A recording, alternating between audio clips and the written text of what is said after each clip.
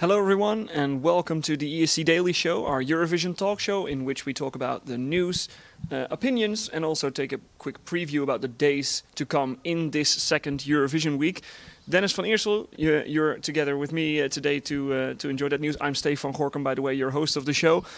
Dennis, I say second Eurovision week, but this is a strange Eurovision for you because it's your only week this year. How different is that from your previous Eurovision experiences? Yeah, I work as a sports commentator in the Netherlands. One of the things I love about Eurovision is that competition element. But due to my regular work, I wasn't here in Torino for the first week. For the first time in many years at Eurovision, missing the rehearsal week. But it's also giving the chance to see everything in the full show for the first time, how everybody else is going to see it. A fresh look. Yeah, it's definitely a fresh look to see for the first rehearsal in the afternoon, the day before the show. Is the first time I see it all in the order behind each other. And I don't know if it's a coincidence, but for the first time in many years as well, my predictions were pretty spot on in the first semi-final. You were very good last night in that first semi-final. Let's look back at that first semi-final, because that's, of course, when we talk about current events, that's the first segment of this show. Well, the news right now, and that's the interesting part, or the strange part. Usually when we bring, as Eurovision journalists, we bring news, it's things that fans at home are looking for, but they can't quite get there themselves yet. And then in the second week you bring news, like the results of a semi-final, and everybody already knows it because they've seen it themselves on TV. It's a strange situation in that second week, but so we had that show last night. We had those results. What we can do is talk about it a little bit more in depth, because you had 9 correct. Which one was the most surprising for you then? The one that you had wrong? Yeah, I must say I had 11 countries for those 10 spots, and the 11th one was Iceland. I had Latvia in there because my train of thought with that was, I could see Iceland as a qualifier. That's the most surprising one to me. But also thought, because we also have the Netherlands, Lithuania, Greece is a no-brainer, but we have Portugal, a lot of Portugal. We have a lot of slow songs, and is there room for that many, almost all of them, to make it? So that was the reason that I went with Latvia instead of Iceland. That was my last decision to make, and the only mistake I made in the end. Biggest news of last night in terms of the negative was Ronella from Albania not qualifying. That was the one that the bookmakers had ranked the highest of the ones that didn't qualify. And now there's rumors of her being very angry because, well, let's face it, quite a Eurovision week she's had. Technical issues, backlash on social media. Now she's a non-qualifier. It's a tough Eurovision experience for her. Yeah, I must say it surprised me yesterday. I also didn't have the time due to my work to really look into the bookmakers lists as I normally do. And I was really surprised that Albania was, like, they were 6th or 7th in their prediction list.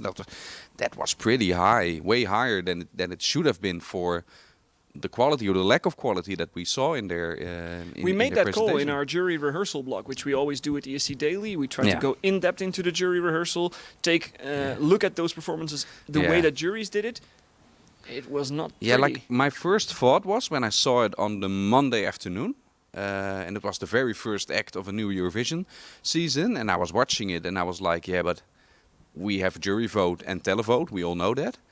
I can't imagine that the juries have this not in their bottom 5. And when you're bottom 5 in either one of the categories, then it's very tough to qualify, because you need to be top 5 in the other one. So I immediately called after that first rehearsal. You were next to me in that afternoon. I said, this is not going to qualify. And then you told me the bookmakers list, and I was like, okay. But I trusted on my gut in that one. You did well in that, and you did well in your whole prediction of this first show.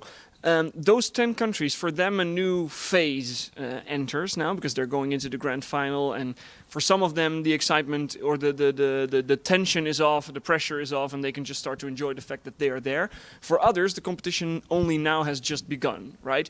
And then it began basically after the show last night, when they started to draw their running order halves.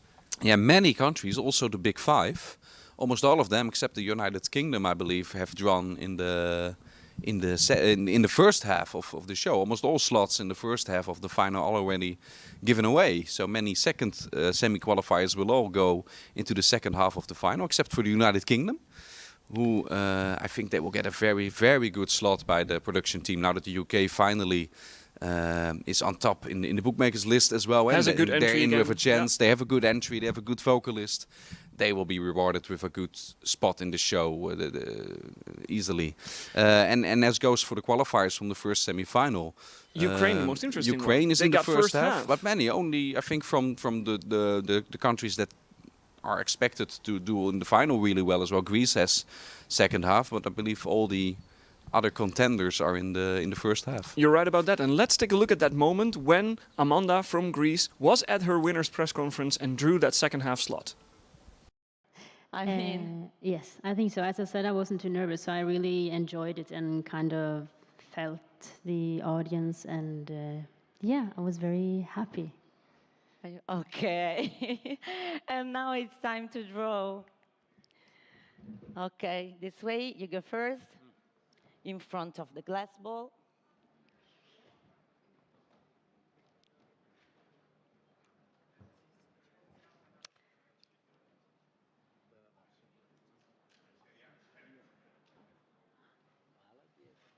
The second. Whoa, the second half of the grand final. Greece as one of the few favorite countries drawing a slot in the second half of the show. With Greece in the second half and Ukraine in the first half, which of those two from last night is now the biggest favorite according to you? Again, not looking at the bookmakers too much. To get a high position, maybe contend for victory in the final. Yeah, I know, of course, not looking at the bookmakers that much this year, but I know Ukraine is their top favorite. Yes. I think everybody knows that because, everybody when I It's the talk talk about of the town, Eurovision, everybody goes like, it's the race is already won. Ukraine will win. It doesn't matter even with which song they come. I still don't think I agree.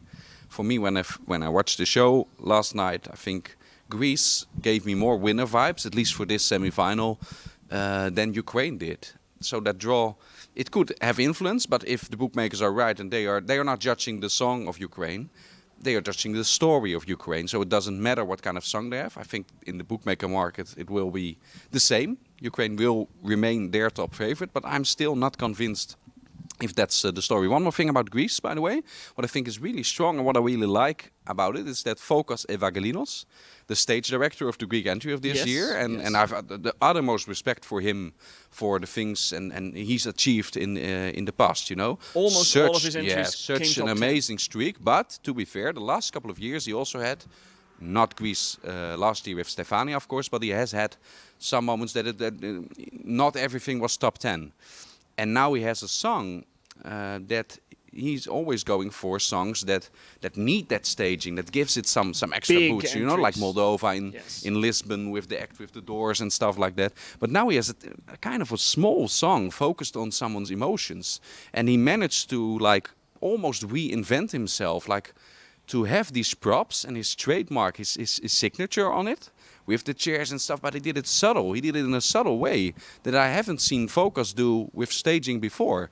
And I think that can also help him for future years to be able to also stage these kind of entries and be successful with that. And because remain this relevant is another in the top 10 Eurovision for world. him. This is Yes, another top of 10 for course. him. Yeah. And that way he remains relevant in the Eurovision That's world. what I mean. Yeah. Okay, well, let's go to the second segment of the show, of course, because now we're going to the opinion part. And I want to take a look at your thesis for today, because you want to talk about the Rasmus, right, from Yes. Finland. Yes. And you told me before the show, well, tell it to the viewers yourself. Yeah, not just the Rasmus, but also from acts we've seen at Eurovision in the past, that for a nation to send a big name, that doesn't necessarily mean that you're there already, that it's good enough. You know what I mean? I think I know what you mean, but does that mean that you think it is a bad idea to send established artists, big names to the Eurovision Song Contest? No, the other way around. I really appreciate when big names, first of all, they dare to go to Eurovision. The Rasmus is an established name. We have plenty of examples in the past as well from people who already had mainstream success and then go to Eurovision instead of the other way around. I really support that. But the fact alone that, hey, Finland now selected the Rasmus and another nation in the past has selected a big name, that on its merits is not good enough to be successful, really successful at Eurovision. And what else do you need then? What are the things that you're talking about that? Yeah, also for a big name, it always depends on the delivery in those 3 minutes. So just having the name of the Rasmus and them being on stage alone is not enough for them to be successful. And by successful, I mean not just qualification, but when they first got picked or first were announced in the Finnish national final, I got already excited, like, hey, that's cool that they dare to take this step and that they are here and all the buzz that will create. But still, there are also viewers who don't really know them, or they're being judged even harder because they are a big name already. So it always depends, even for a big name, on those 3 minutes, the same 3 minutes everyone else has, and you have to deliver. Because we've also seen big names in recent years failing at Eurovision. And then I guess it was always because either the song or the performance lacked something, right? Which of those two is the biggest issue for the Rasmus? Yeah, my main issue is I have only seen one rehearsal of them. And they said it was because it's early in the morning, but the vocals were really not good. And yeah, I always think, of course, in the morning your voice is different, but when you're a professional, you can also train and maybe train yourself to be able to perform at what moment you need to do. But perhaps they were more focused on the visual aspect and stuff like that. That's your biggest question mark for now. Yeah, because I think the way it was in the rehearsals vocally will seriously damage their jury result, I think. So what are other examples from previous years do you think are the most relevant to compare the Rasmus to when you talk about these big names, especially when you want to look into what result they could get? Yeah, look, I think they are a qualifier. They are qualified with the bookmakers as well. I've no issues with that. They are a good show opener. You can create a buzz around the fact that they are there. But to be able to get a top 10 in the final again, as Finland did last year, yeah, I'm not sure if they make enough impact for that, and that their name alone will won't be sufficient enough. You won't get away with just a name. And a good, totally different genre. But when I look at a big name coming up, I have to think, and we're getting old. It's already 9 years ago now. But Cascada from Germany was, of course, an established name that had 1 or 2 pretty good hits throughout the continent. But if their performance during the 3 minutes wasn't good, and they also had some staging issues that I think in Malmö they didn't really get it right. But that's another example of just the name Cascada is not enough to suddenly be a top 10 at Eurovision. And in the final, I think the same goes for the Rasmus. Is if they perform the way they have performed thus far in the rehearsals, then it might be a disappointing result when they don't even make it to the top 10 despite their fan base. Another thing that compares the Rasmus to Cascada is, I think, the fact that some fans have questioned those artists, why are you taking part now? Yeah. And that's a question that the Rasmus also got asked at the press conference.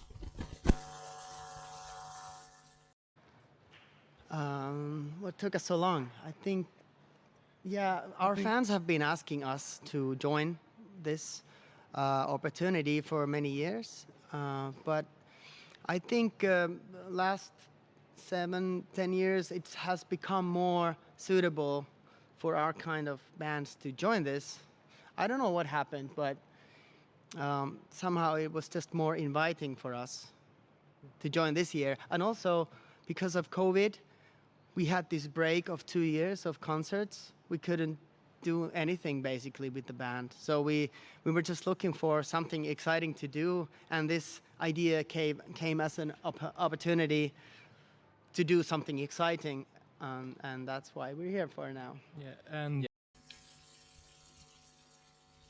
The Rasmus, who mention COVID, but also Finland's result from last year as good reasons of why they are taking part in Eurovision now. Do you think that was maybe a bit too late for them, that they are somehow... Do you agree with people who are saying that they are maybe already over their top?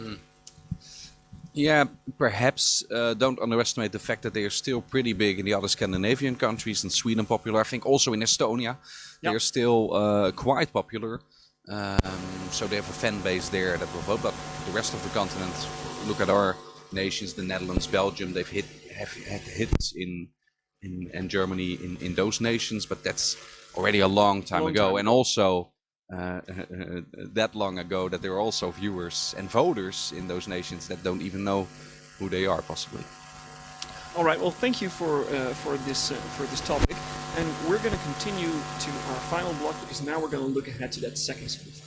That's the circle that we're in right now. We have rehearsals coming up today. We have the show coming up tomorrow.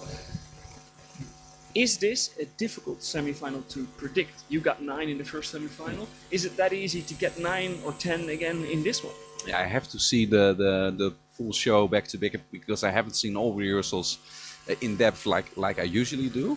I think there are big differences, more than in the first semifinal in this one, between the more serious acts and the more, I would almost say, trashy acts that you have. Like we had gimmicky acts in the first semifinal. You can see Norway and Moldova and Latvia in that genre, but in the second, it's not just gimmicky. It's more, what I said. It's a bit more trashy, and I mean it in a positive way. When you look at San Marino, Georgia is in there.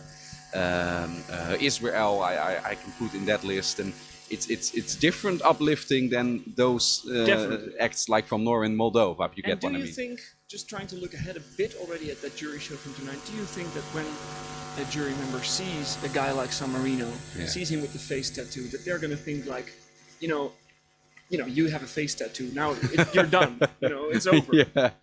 They might for San Marino. Before the contest, I was still thinking, because at Sanremo, he's also taken part in Sanremo a couple of times. Yes. And jurors rewarded Akil still pretty high. But if that's the case with this performance, I don't know.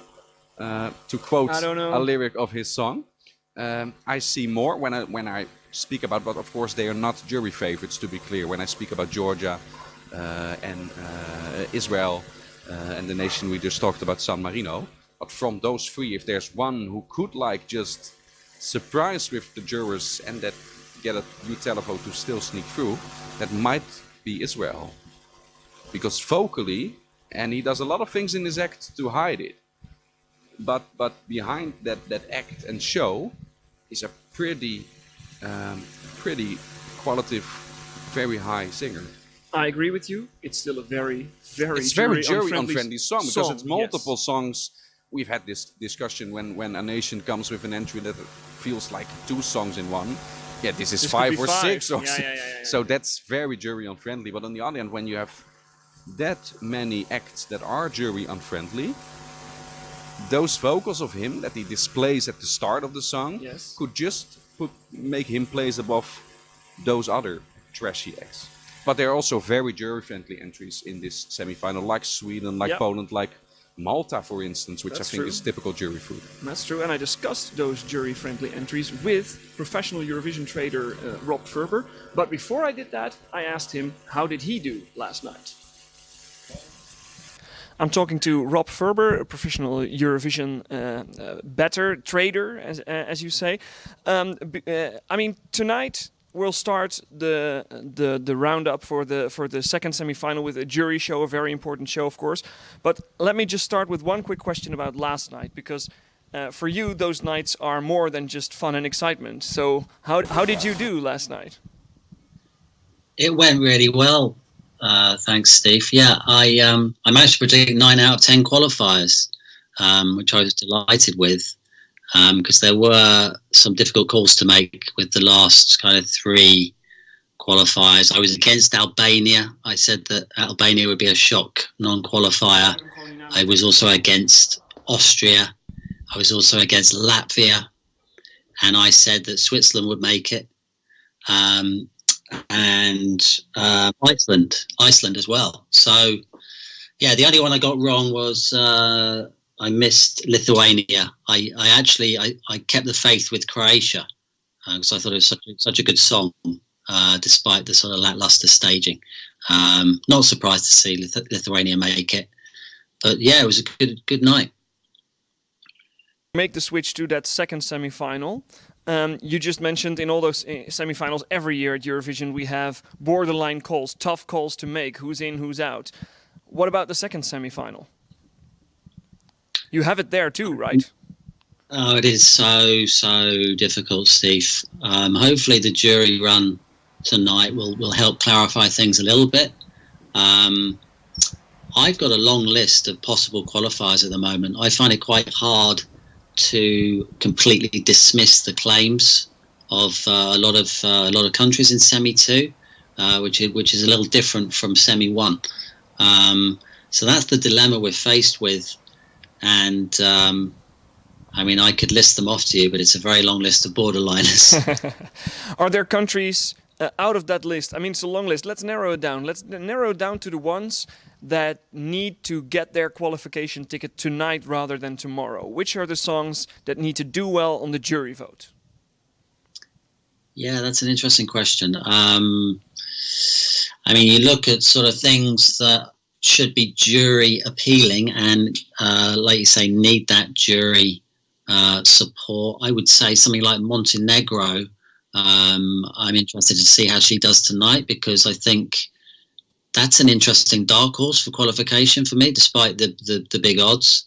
But she needs to do well, I think, in front of the juries.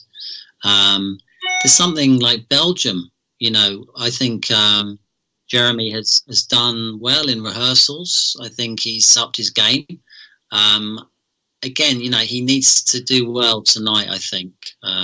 It's also the genre of song that juries tend to go for. Yeah. Yeah, exactly. Yeah, it's kind of got a bit of a contemporary edge, which I think helps Belgium potentially on the jury side. But his vocals, I think, have been pretty good. But I'll be keeping a close eye on that tonight. And God, I mean, there's so many. What about Azerbaijan? We're used to thinking Azerbaijan is a televote-friendly entry, but then this year they have a ballad, they have good vocals. Is that more for juries or for televoters? I think it is more for juries, and yeah. I've been really impressed with Azerbaijan. I knew that guy could sing well because we sort of heard him on the, the pre-circuit, and I thought he was sounding good. I didn't quite realise how good he is, and I think actually the song. I kind of liked the song, actually. Before coming to Turin, it was one that just sort of perked my ears up a little bit. And I thought, actually, this might be something people are underestimating. And I think everything they've done with it, with the staging as well, is elevating it. And I'm really fascinated by Azerbaijan. But, yeah, I think he can go well on the jury side tonight for sure. So a lot of tough calls to make in this semi, but I guess two of them are easy fill-ins. It won't be tough to predict both Sweden and Poland going through to the final. Those are the two top favorites, I guess, in this semi-final, right? And then what do you think those countries might be able to do once they get to the final? Yeah, this is really interesting. With Sweden and Poland, they do look sort of head and shoulders above the rest of the field in semi 2. We're now left in a situation where, bizarrely, I think we have 7 second half slots still remaining in the grand final. So that is also potentially advantage Sweden and advantage Poland, because the odds suggest that they're going to more likely pull out a second half draw, and we know the inbuilt advantage of being in the second half. So only had maybe UK and Greece are the ones that have the second half draw that are the most interesting ones. The other favorites, I guess, have all drawn first half. Exactly that, yeah. And I think it really has potentially opened up for both Sweden and Poland. And you'd have to think that at least one of them will get a second half draw. More likely both will get a second half draw. And then I think their chances are enhanced. Undoubtedly, come the grand final. Which one of those two do you think is most likely to challenge what still is the top favorite of the bookmakers, Ukraine? My gut instinct says Sweden. I've always thought it's very, very strong in all departments, basically. I think it's a deserving favourite to win semi 2. I think it very likely will win semi 2, and with that second half draw, then its chance is enhanced, because that just always helps. Televote wise, for instance, I think it's a jury bait song as well. I think Cornelia just totally owns it. I think it's highly professional. We haven't seen that much of it because of obviously the technical issues with the rehearsals, but it's going to be more or less what we saw at Melody Festival, and I have total confidence in Cornelia to deliver it, really, really well on the night. Ik ga nog even naar de blog. Thank you so much, and good luck again to you tonight. Precies. Thanks very much. Rob Ferber, always interesting to talk to him. Yes. You're a professional Eurovision trader. When he speaks, we listen, but sometimes we speak or write and he listens, Yeah. Dennis, because he's also a big fan of our jury rehearsal live blog. Yeah. What are we going to do tonight? Yeah, over the last couple of years we have had special moments with Rob and of course with Daniel Gold, who Yeah. hasn't been with us he passed away a few years ago, and we still miss him at Eurovision. We do. That I think of it. Yeah, it's fun because we connected because those gamblers or professional traders, to use the right word, they follow Eurovision also from that competition element in which we do it, and we try at the jury shows to always place ourselves in the shoes of the jury members. We, and especially you, have looked into this, like what are the red flags for them, which things do jurors always take into account to put an entry low, which things do they take into account to place them high, and we analyze that after the show when the true result is that, hey, which did we get right, but even more important, which ones did we get wrong, so we can learn from that. And over the years we fine-tuned this, and it's one of the most fun things we do together at Eurovision every year. It's watching that jury show and trying to predict the result and getting it as close as possible, and we're gonna do that tonight again. So we're looking To quote forward Guy Sebastian. to quote Guy Sebastian. Well, let's do it tonight again then. And if you want to see and read what we think about tonight's performances during the jury show and what we think the juries might do with that and how they might vote, then follow that on escdaily.com. Thank you for watching the ESC Daily Show. Good night.